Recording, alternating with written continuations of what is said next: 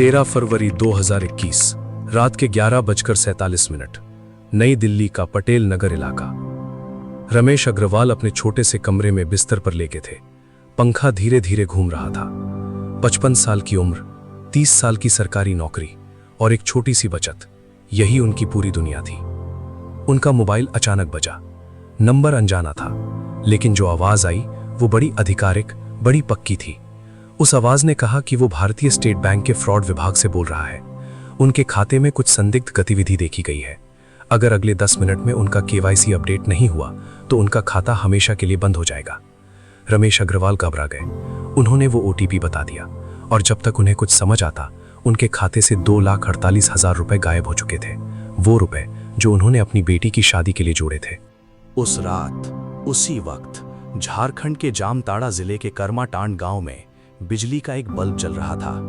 एक टूटी फूटी चारपाई पर बैठा 22 साल का विक्रम मंडल एक सस्ते एंड्रॉयड फोन की स्क्रीन देख रहा था।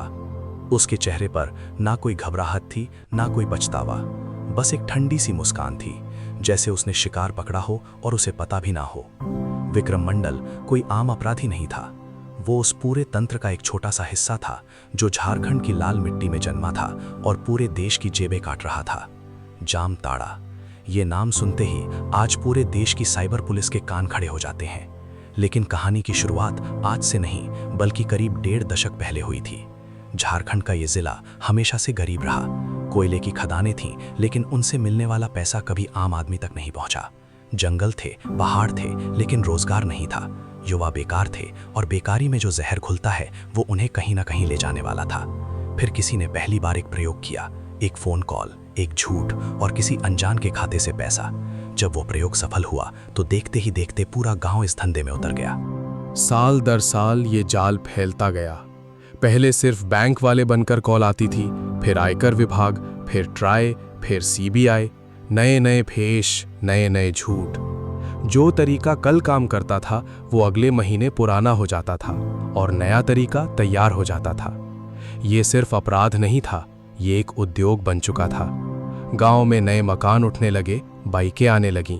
जो घर कभी एक वक्त की रोटी को तरसते थे, उनमें अब रंगीन टेलीविजन आ गए थे।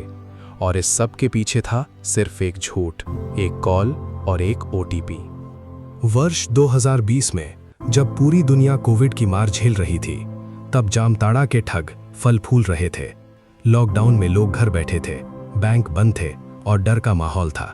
ऐसे में एक फर्जी कॉल पर यकीन करना और भी आसान हो गया था। गृह मंत्रालय के आंकड़े बताते हैं कि सिर्फ 2020 और 2021 के बीच झारखंड से जुड़े साइबर अपराध के मामलों में 300% से ज्यादा की बढ़ोतरी हुई।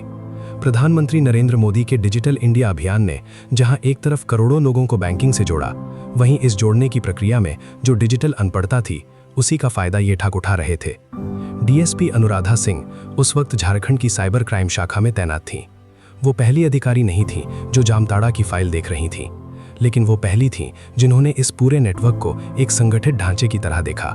उन्होंने महीनों तक कॉल डेटा रिकॉर्ड खंगाले, सिम कार्ड के पैटर्न ट्रेस किए और गांव-गांव में खुफिया सूत्र बिछाए। जो तस्वीर उभरी वो चौंकाने वाली थी। ये कोई एक गिरोह नहीं था, ये सैकड़ों छोटे छोटे गिरोहों का एक ढीला ढाला महासंघ था। हर गिरोह में 10 से 15 लोग, हर व्यक्ति की एक अलग भूमिका। कोई कॉल करता था, कोई खाता खोलता था, कोई पैसे निकालता था और कोई ऊपर बैठकर पूरे खेल को संचालित करता था। विक्रम मंडल इसी तंत्र का एक सिपाही था। उसने 7वीं कक्षा के बाद स्कूल छोड़ दिया था, लेकिन उसकी जुबान में ऐसा जादू था कि वो किसी को भी यकीन दिला सकता था। उसने ये काम अपने चाचा से सीखा था।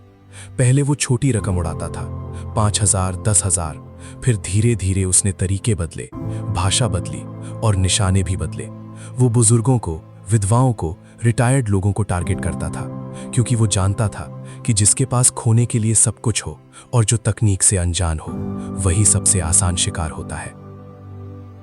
जब अनुराधा सिंह की टीम ने छापा मारा तो जो दृश्य सामने आया वो किसी फिल्म से कम नहीं था। एक कच्चे मकान में 3 कमरों में 20 से ज्यादा मोबाइल फोन, सैकड़ों सिम कार्ड, अलग अलग बैंकों के डेबिट कार्ड और एक रजिस्टर जिसमें शिकारों के नाम, उनके बैंक और उनसे ली गई रकम दर्ज थी, बिल्कुल उसी तरह जैसे कोई दुकानदार अपना हिसाब रखता है। वहां मिले कुछ नोट्स में लिखा था कि कौन सा झूठ किस उम्र के व्यक्ति पर सबसे अच्छा काम करता है। ये सिर्फ अपराध नहीं था, ये एक मनोवैज्ञानिक युद्ध था जो हर रोज लड़ा जा रहा था।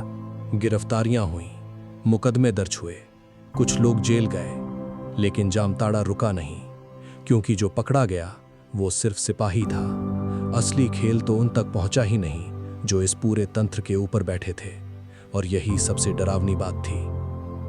नेशनल क्राइम रिकॉर्ड ब्यूरो की रिपोर्ट के मुताबिक भारत में हर साल साइबर अपराध से होने वाला नुकसान हजारों करोड़ रुपए तक पहुंच चुका है, और इसमें जामताड़ा और उससे प्रेरित नेटवर्क की बड़ी भूमिका है। रमेश अग्रवाल में कभी अपने 2,48,000 रुपए वापस नहीं पाए। उनकी बेटी की शादी 2 साल टल गई। उन्होंने थाने में शिकायत दर्ज कराई, साइबर सेल में गए, लेकिन जो हो गया सो हो गया। और विक्रम मंडल, वो कुछ महीने बाद जमानत पर बाहर आ गया।